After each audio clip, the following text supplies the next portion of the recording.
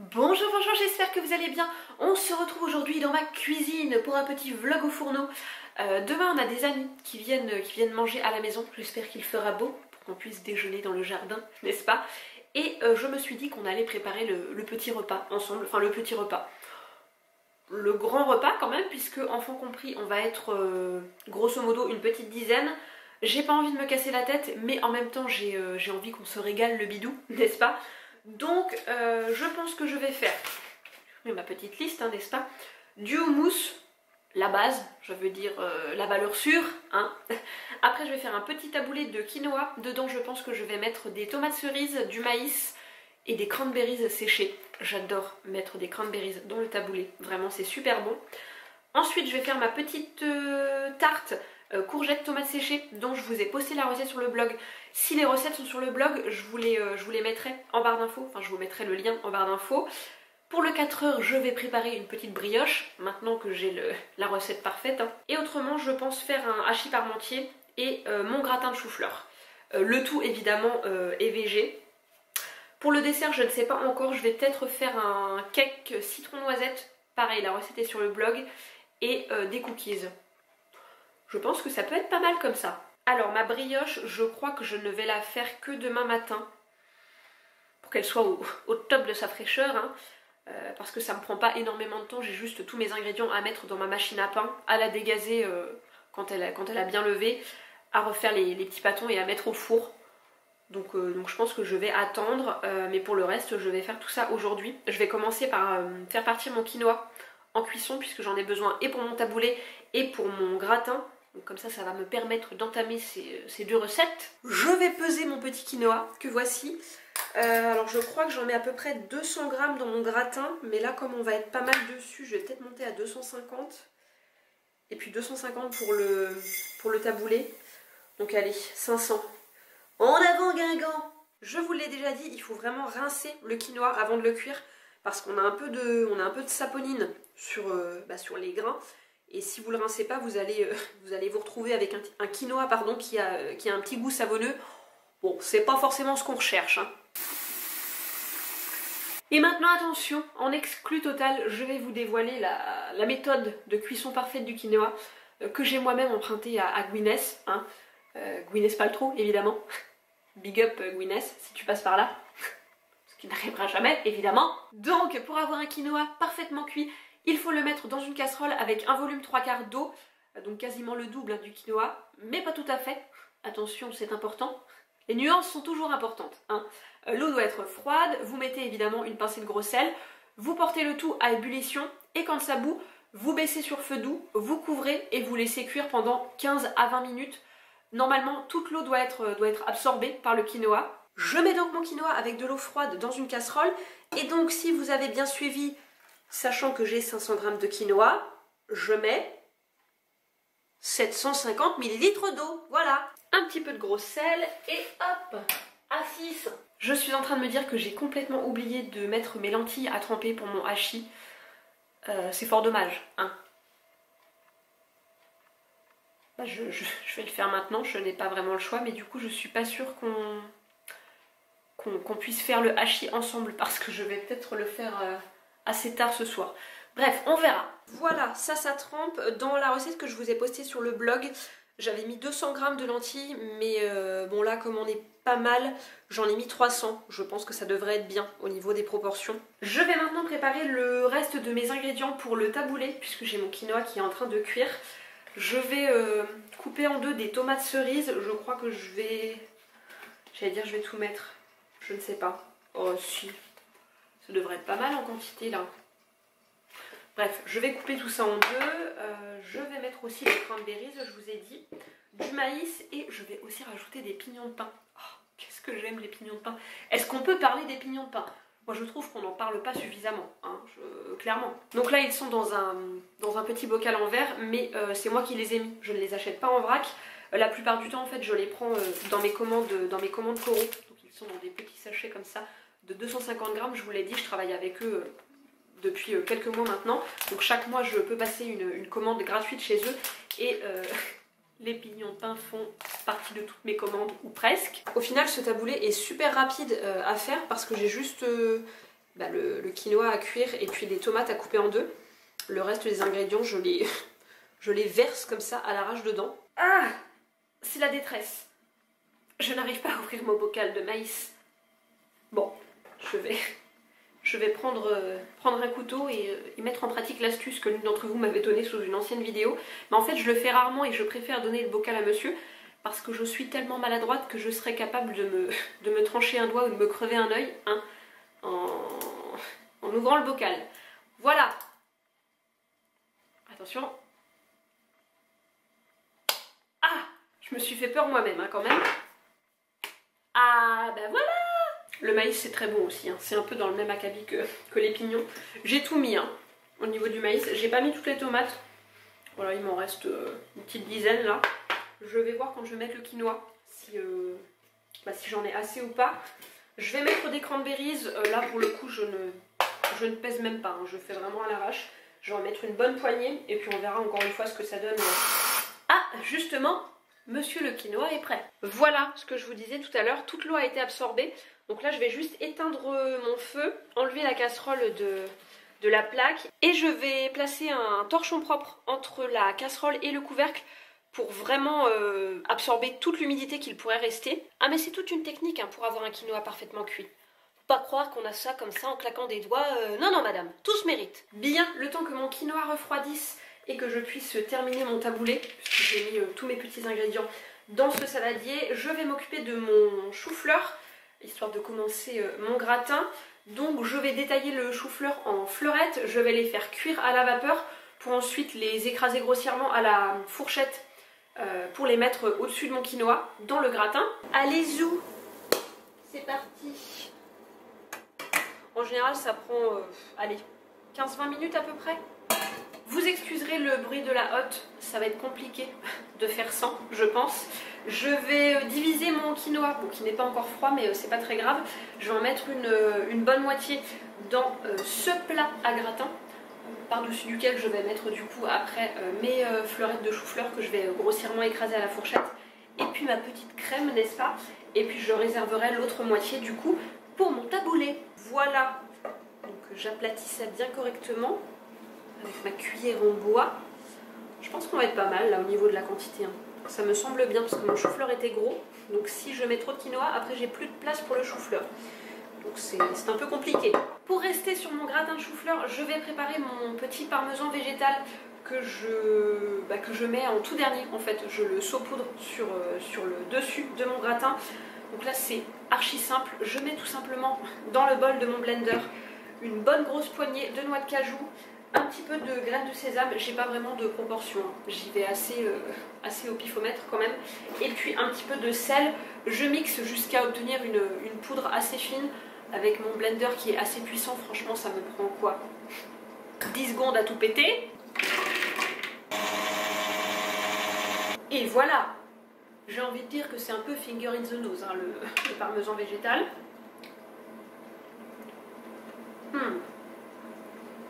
Il est parfait. Après mon petit parmesan végétal, toujours pour mon gratin, je vais préparer ma petite sauce en mélangeant à la fourchette dans un petit bol de la crème végétale, donc à peu près 250 ml, donc une briquette entière plus un petit peu d'une deuxième, de la purée de noix de cajou, grosso modo 3 à 4 cuillères à soupe.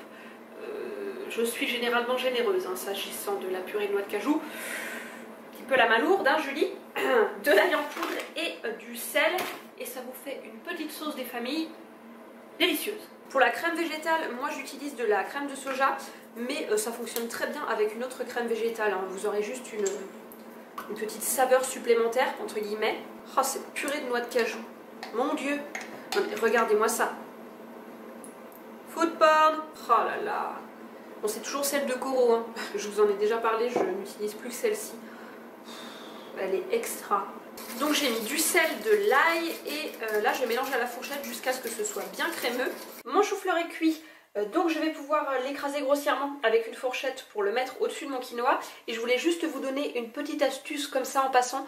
Alors je vais pas commencer à vous raconter des cracks, hein, je le fais pas à chaque fois. Mais quand j'y pense, je garde l'eau de cuisson ou l'eau de cuisson vapeur de mes légumes. Je la laisse bien refroidir et ensuite j'arrose mes plantes avec. Voilà, ça me fait un petit engrais naturel et pas cher. Ah, ça manquerait presque un petit chouïa de cuisson, dis donc. Bon, c'est pas très grave, hein, ça va finir de cuire dans le four. Voilà, donc je vais mettre tout ça par-dessus le quinoa. Au niveau hauteur, on est pas mal, hein. Il fallait pas beaucoup plus de chou-fleur. Je vais mettre ma petite sauce par-dessus. Je pensais le mettre au four maintenant, histoire de n'avoir plus qu'à le réchauffer demain. Mais en fait, je crois que je vais le mettre au réfrigérateur. Parce que là, j'ai plus qu'à le faire gratiner au four. Donc à rajouter mon petit parmesan au-dessus de ma sauce. Et le mettre 15 minutes sous le grill. Mais moi, je me dis que ça pourra attendre demain. Par contre, du coup, je vais pas mettre le petit parmesan végétal dessus. Parce qu'avec la sauce, il va devenir assez mou. Il va pas du tout être croûteux, hein, voilà, demain. Donc je vais mettre le parmesan dans un petit tube-tube.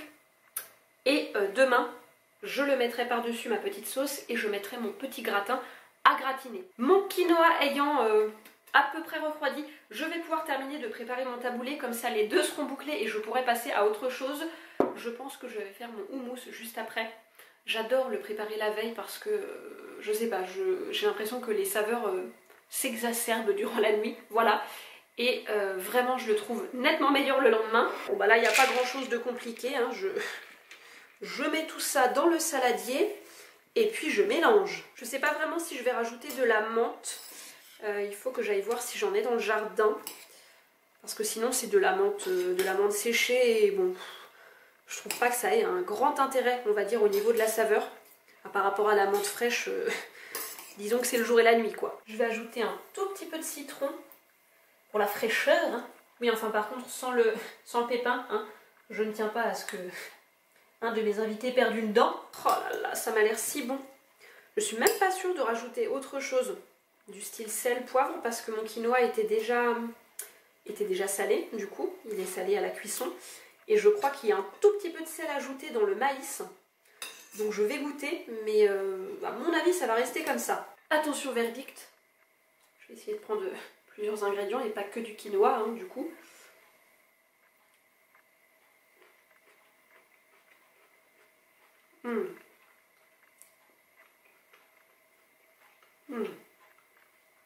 Ah ouais, c'est bon. Parfait. Donc taboulé et gratin de chou-fleur, c'est fait. Qu'est-ce que j'ai dit du coup? Houmous. Donc, qu'est-ce que je mets dans mon houmous? Évidemment, des pois chiches, comme c'est étonnant. Voilà. De la purée de noix de cajou. Moi, je ne mets pas de purée de sésame. Je sais que c'est ce qu'on met dans la recette traditionnelle, entre guillemets, dans la recette de base. Mais moi, je préfère largement mettre de la purée de noix de cajou. Je trouve que ça donne au houmous un petit côté fromagé, très sympa, que j'aime beaucoup. Une petite gousse d'ail, du sel, un petit peu de jus de citron, un tout petit peu de coriandre, parce que moi j'adore ça, mais monsieur pas du tout. Donc j'essaye de trouver un compromis pour qu'on ne la sente pas trop. Et un tout petit peu d'huile d'olive pour le rendre bien crémeux. Pour les proportions, encore une fois, c'est dû à vue de nez.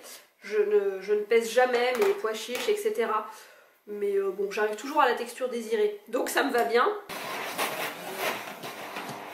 Regardez-moi cette bouteille. Bon, je vais le mettre dans une boîte et il va aller au frigo. Je vais faire une pause vaisselle parce que là, j'en ai mis partout. Hein. C'est un peu Bagdad autour de moi. Et après, je me colle à mes tartes courgettes tomates séchées. A few moments later. Je vais maintenant m'attaquer à la préparation de mes tartes. Je pense que je vais en faire deux. Donc ce sont les tartes courgettes tomates séchées dont je vous ai déjà posté la recette sur le blog. Mais dans celle que j'ai mis sur le blog, j'ai mis de la mozzarella vegan dedans. Là je n'en ai pas parce que je n'ai pas pensé à en acheter, mais c'est pas très grave, c'est un ingrédient qui est complètement facultatif. Donc je vais me contenter de couper mes petites courgettes du jardin en dés et je vais rajouter 2 oignons, ce que je n'avais pas fait dans la recette qui est sur le blog, donc je vais voir ce que ça va donner au niveau du goût. Et puis mes petites tomates séchées. Là j'ai un gros paquet de coraux que j'ai déjà bien descendu. Moi j'y vais au ciseau, je les coupe, voilà, je les coupe en morceaux plus ou moins gros et c'est carrément plus rapide. Je viens de m'attaquer aux oignons. ce n'était pas une mince affaire. Hein. Vous aviez été plusieurs à me donner des petites astuces sous une autre vidéo. Je crois que j'ai tout essayé. Hein. Les lunettes de piscine, la cuillère en bois dans la bouche, le verre d'eau à côté. Rien ne fonctionne sur moi. Regardez-moi la rapidité du geste. Non, vraiment, les ciseaux pour détailler les tomates séchées, c'est la vie, hein, clairement. Voilà! Donc là, je vais rajouter un tout petit peu d'huile végétale et je vais mettre ça sur feu doux jusqu'à ce que les oignons aient bien sué et que les courgettes soient légèrement attendries. Et puis ensuite, j'aurai plus qu'à mettre tout ça sur mes fonds de tarte, à rajouter par-dessus une petite sauce, un petit appareil qu'on va faire ensemble tout à l'heure, et à enfourner tout ça. Ensuite, qu'est-ce qu'il me reste? Ah oui, le hachis. Je vais bientôt pouvoir mettre mes lentilles en cuisson. Donc là, ce que je vais faire, c'est que je vais cuire mes pommes de terre à l'eau pour pouvoir ensuite les écraser en purée, puisque évidemment, je vais faire la purée maison, hein, celle qui va au-dessus du hachis. C'est quand même meilleur, même si parfois je ne dis pas non au petit sachet vite fait bien fait. Hein. Là encore, inutile que je vous raconte des bêtises, hein, mais il n'y a pas à dire, la purée maison, on est quand même un cran au-dessus. Au niveau des quantités pour les pommes de terre, je crois que j'étais à 800 grammes de mémoire dans la recette que je vous avais proposée sur le blog, mais là comme on est assez nombreux, je suis montée à 1,2 kg. Donc là j'attends que mon eau bout pour pouvoir les mettre dedans, et en attendant je vais m'atteler à la confection de mon petit cake, puisque je pense que je vais faire un cake pour le dessert au citron et à la noisette. Pareil, encore une fois, la recette est sur le blog. De toute façon, comme je vous l'ai dit tout à l'heure, toutes les recettes qui sont dispo sur le blog seront en barre d'infos, enfin vous aurez le lien, donc vous pourrez aller voir. Et du coup, oui, cake citron noisette, en plus de la brioche. Je pense que ça fera mi-goûter, mi-dessert du coup. Évidemment, j'ai oublié de zester mon citron dont je me suis servi tout à l'heure, dont j'ai pris le jus. Allez zester un citron déjà squeezé comme ça. Non mais... Oh mon dieu, c'est ridicule. Voilà ce que j'ai réussi à récupérer. Une petite crotte. Hein. Bon, on va faire avec parce que je me vois mal essayer de zester mon citron pendant 2 heures. Hein. Donc je vais ajouter tous mes ingrédients secs. Je vais reprendre ma petite liste d'ingrédients parce que même si c'est ma recette, je n'ai pas les proportions exactes en tête. Donc farine, poudre de noisette, sucre, là j'ai mis du sucre de coco et un sachet de poudre levante. Je vais mélanger tout ça et j'aurai plus qu'à rajouter mes purées d'oléagineux, amandes, noisettes, du lait végétal et puis c'est tout. De nouveau il y a la hotte qui est en route. J'espère que c'est pas trop gênant pour vous et que vous m'entendez bien. Je profite d'y penser parce que je viens de sortir un petit lait de Souchet Ecomil de ma réserve pour vous repartager le bon plan ici. Je vous l'avais déjà partagé en story sur Instagram, mais si vous ne me suivez pas là-bas ou si vous ne regardez pas mes stories, vous êtes sûrement passé à côté. D'ailleurs, je vous encourage à m'y retrouver. Hein. Bon, c'est pas du tout mon genre de faire un appel aux abonnements comme ça, mais promis, parfois à côté des conneries que je peux déballer, il m'arrive de partager des bons plans assez utiles, hein, et celui-ci a été très très utile parce que vous êtes beaucoup à en avoir profité. J'ai reçu des tas et des tas de messages et de photos derrière, donc je sais, hein, petits coquins et petites coquines, que vous êtes allés faire le plein. Je vous encourage vivement à aller régulièrement chez Nose, qui est un magasin de déstockage, de dégriffage, etc. Parce qu'ils ont très régulièrement des super arrivages vegan et autant vous dire que ça vaut vraiment le coup au niveau du prix. Donc là j'y suis allée, je sais pas, ça doit faire 1 mois à peu près, et ils avaient énormément de laits végétaux de la marque Ecomil, donc j'ai pris Souchet et ils avaient également Sésame à 99 centimes la brique. Une brique de lait végétal à moins d'1 €, bon, comment vous dire, ça se trouve assez difficilement, d'autant que ceux de la marque Ecomil sont assez sympas. Au niveau du pourcentage, on est quand même à 12% de Souchet. Il peut arriver que certains laits soient à 7-8%, bon autant vous dire que là c'est de la flotte, mais ceux-ci sont vraiment très sympas. Il y a aussi régulièrement des glaces véganes chez Nose, dont j'ai oublié la marque, mais ils en ont quand même très très souvent, que ce soit en gros bac, voilà, à prendre pour faire des boules de glace, ou en esquimau aussi, pas en esquimau, en cornet pardon. La pâte est prête, je vais peut-être goûter. Ouais, ah oui, on sent pas beaucoup le citron, hein, du coup. Plus la noisette. Oh, je sais. Oh, je vais rajouter des petites pépites de chocolat. Une généreuse poignée. Bon, vous commencez à me connaître, hein. Il n'y a pas de proportion exacte. J'ai huilé mon petit moule avec de l'huile de coco. Et maintenant, je mets ma pâte dedans et je vais enfourner. De mémoire, je crois que c'est une demi-heure à 180 degrés. On avance, chers amis, on avance. Donc, là, j'ai enfourné mon cake,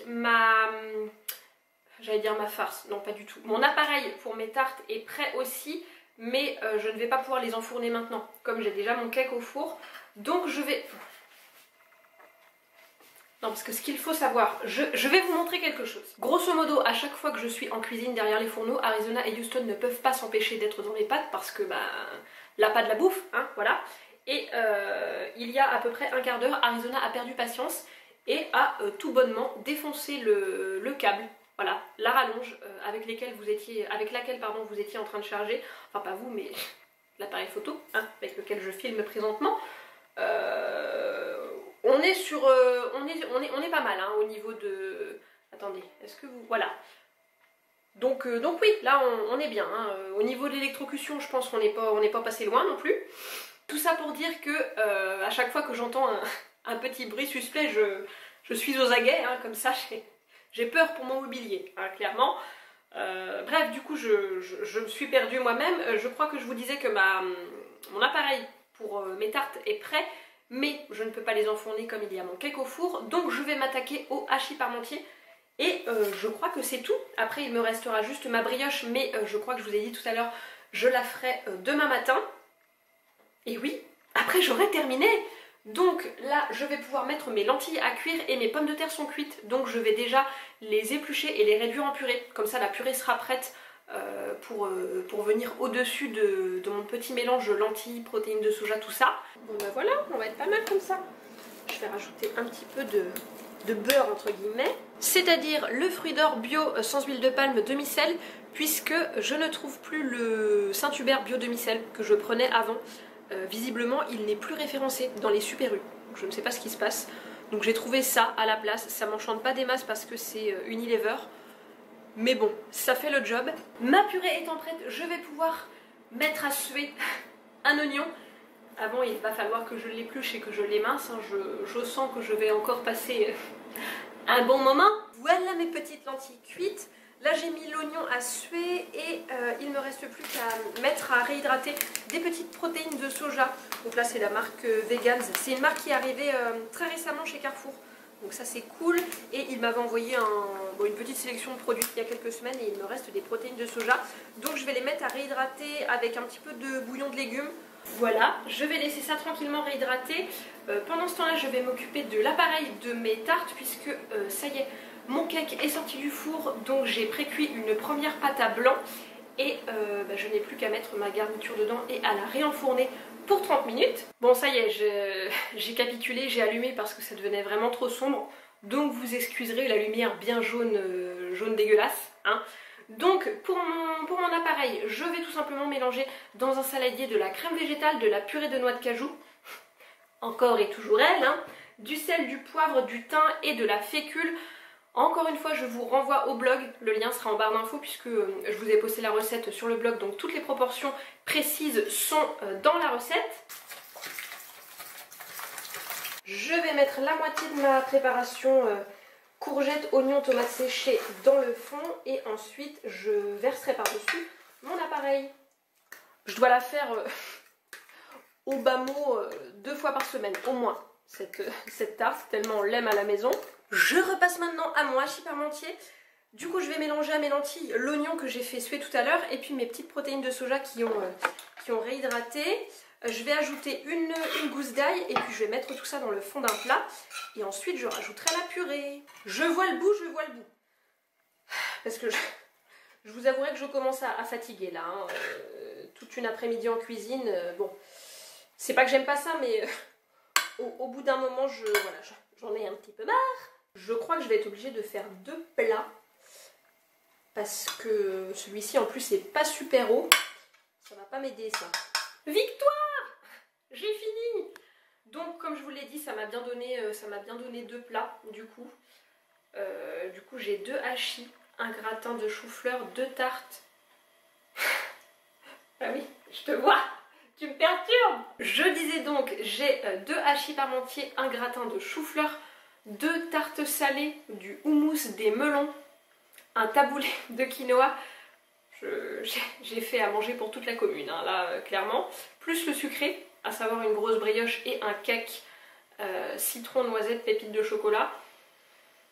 Bon, je pense qu'on est pas mal là. Sur ces bonnes paroles, je vais vous laisser. Je suis lessivée, ça m'a tuée cet après-midi en cuisine.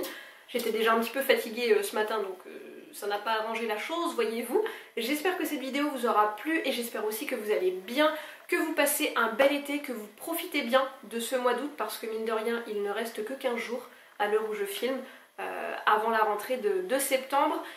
Je sais pas si je vais réussir à vous filmer quelques petits plans demain. Je sais que vous aviez beaucoup aimé le format de vidéo que j'avais fait il y a quelques mois, peut-être l'an dernier, où un de mes oncles était...